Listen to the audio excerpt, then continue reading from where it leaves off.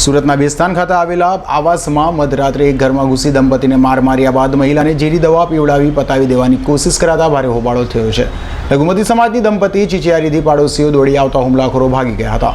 નવી સિવિલ હોસ્પિટલમાં બેસ્તાન હાઉસમાં રહેતા પીડિત આમિર ઇસાક શેખે જણાવ્યું હતું કે સાડી કટિંગનું પોતે કામ કરી પરિવારનું ગુજરાન ચલાવે છે।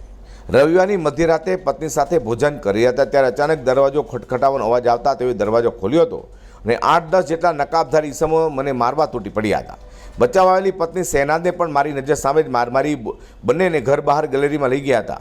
ત્યારબાદ ફરી જાહેરમાં ફટકારી પત્ની શહેનાઝને જબરજસ્તી કોઈ ઝેરી દવા પીવડાતા બૂમાબૂમ કરી નાખી હતી।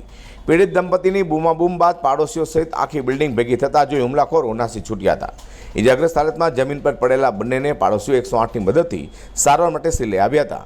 હાલ બંનેની હાલત સાધારણ હોવાનું ડૉક્ટર કહી રહ્યા છે। आमिर बेस्तान आवास में रहता हूँ, C15 में रहता हूँ। मम्मी के साथ झगड़ा हुआ था और पानी के बाबत में झगड़ा हुआ था और मैंने हम आए रात को 1:30 बजे और मम्मी मारा है तो मेरी बीबी को भी मारा और दवा पिलाई।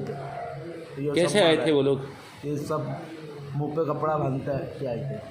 तुम उस समय क्या करते थे? उस समय हम खाना खाते थे। फिर क्या हुआ? फिर तुमको रहने ही नहीं देंगे, ना से भगाएंगे हम। मारा और भाग गए और हमारे मिलने वालों को बुलाया तो वो भाग गए सब। शहनाज को क्या हुआ? मेरी घर वाइफ को दवा पिला दी है। कौन सी दवाई थी? ऐसी पीले कलर की कोई दवाई थी। વધુમાં ઇજાગ્રસ્ત યુવકે જણાવ્યું હતું કે 5 દિવસ પહેલા માતા સાથે થયેલા પાણી બાબતના ઝઘડામાં 8 થી 10 વ્યક્તિઓ હુમલો કરી મારી નાખવાનો તેનો પ્રયાસ કર્યો છે।